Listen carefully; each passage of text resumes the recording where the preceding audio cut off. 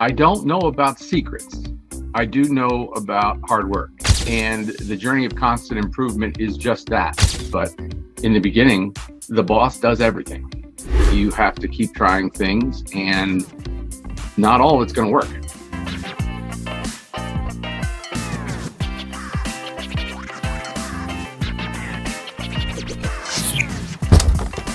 From handmade kits to high-tech robotics, Tyler Rand has defied the odds by building manufacturing powerhouse in South California.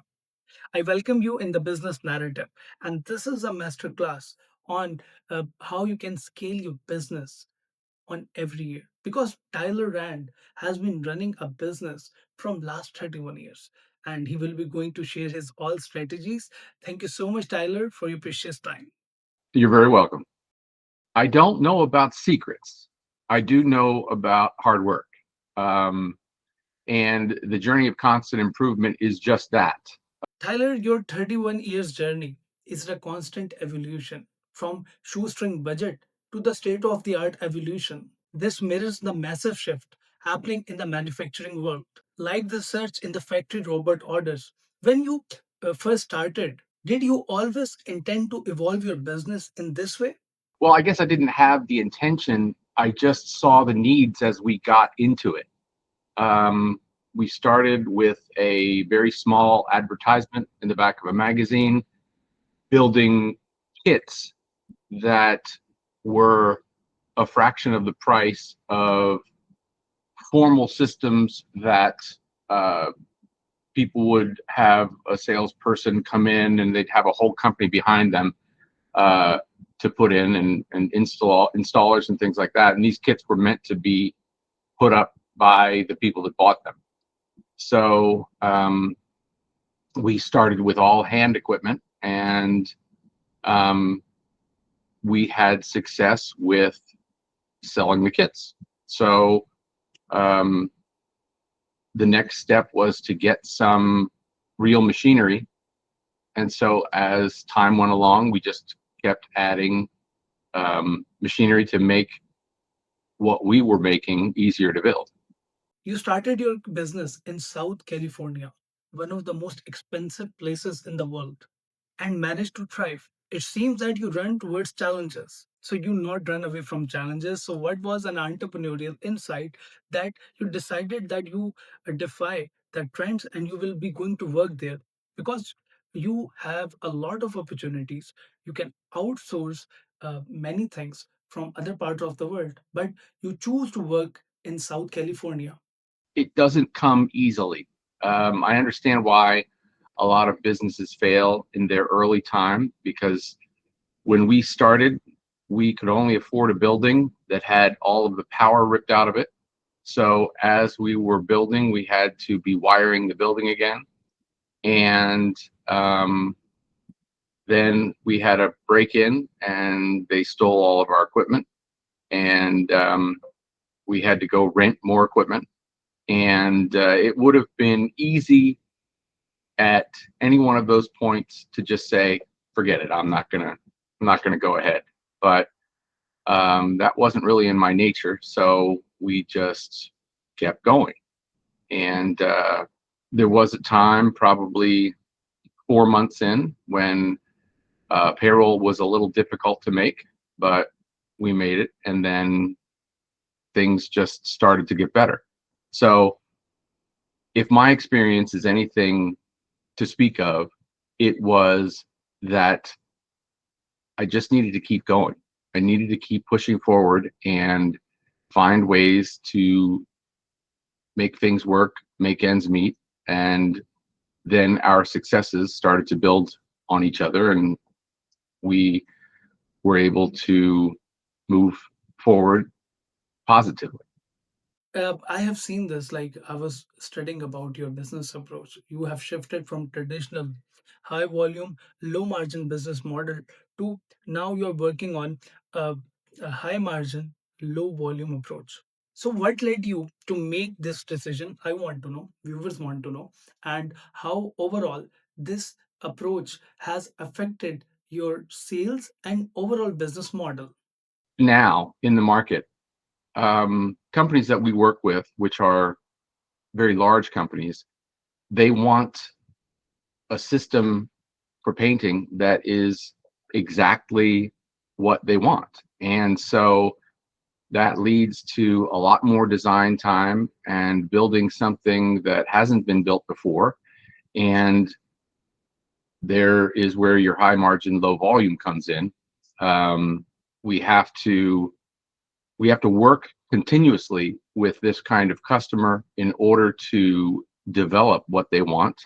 And there are many changes during the process, and we've got to have a way to deal with them. And ultimately, they get the system that they're looking for. So business has changed over time from us having a catalog of pretty standard types of equipment to moving more into custom.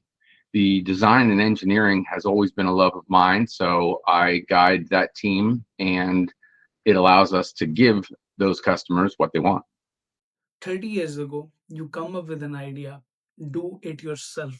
Technology was not there at that period of time, and it was very difficult for everybody to perform tasks. You had no modern tools, you don't have anything, you don't have any resources at that period of time. So, how difficult. The marketing person, the HR person, the design person was all me. So, I mean, we started with 3 people, and you have to wear many hats when the company is very small. And then as time went on and we started to be more successful, we added those kinds of people. We have those kinds of people now, and we've had them for years. But in the beginning, um, the boss does everything. I was reading somewhere, and according to that report, those businesses who will not going to adopt latest technologies, they will not going to survive. And many startups, we see that in last couple of years, they are burning out on daily basis. So, according to you, what is a common mistakes they are making, and they are not getting the desired results? Because you are a seasonal entrepreneur and you have a spectacular experience of scaling business. We could not do what we do. I think when you see back in the 40s and 50s, those rows of desks, and uh, they're just, 50 to 80 men in a room drawing things, that has all been taken away by computer aided design. And when I first started, I didn't know computer aided design, but the partner that I had for a very brief time did. And he showed me how it worked. And now I've become an expert at it.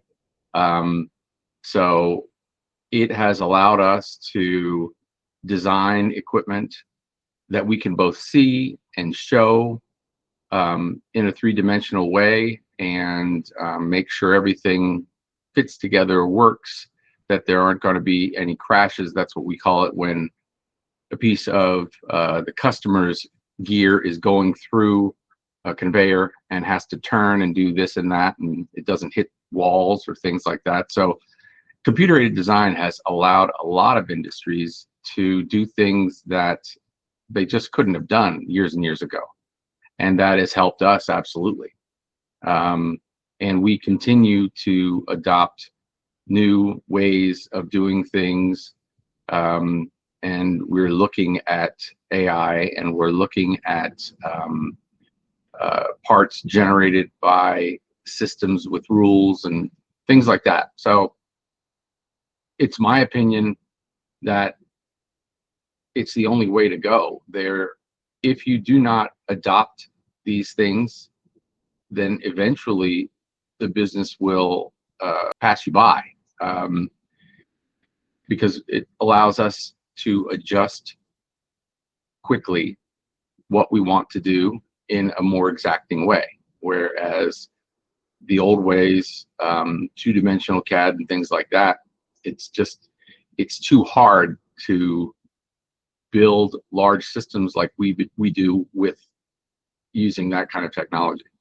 So, Tyler, your insights are very helpful, and I want to talk about a major trend towards mass customization, where every customer wants unique, tailored product.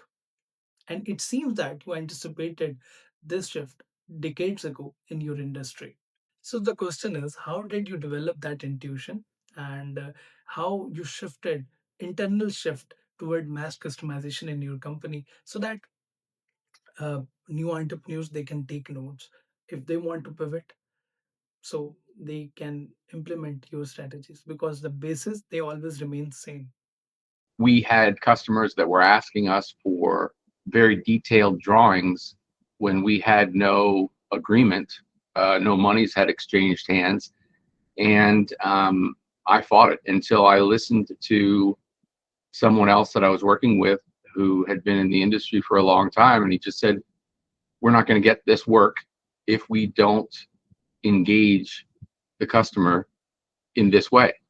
And it was it was definitely a difficult thing for me in the beginning, but I think I needed to keep my ears open and listen to what was happening and try it. And so there's been a lot of things that we've done over the years that we've tried. Some has worked, some has not. That I think is a common theme for most entrepreneurs, that you have to keep trying things, and not all of it's going to work. Thank you so much for giving a master class on delivering value and pivoting. And lastly, how can you scale and maintain your business for decades? It was a story of Tyler Red, and I hope all the viewers will going to love the podcast. If you love the podcast, do subscribe the channel. We need your support, because we are doing very hard work for all of you. And till then, keep daring, keep listening, and keep achieving your goals. We will be going to meet you in the next podcast.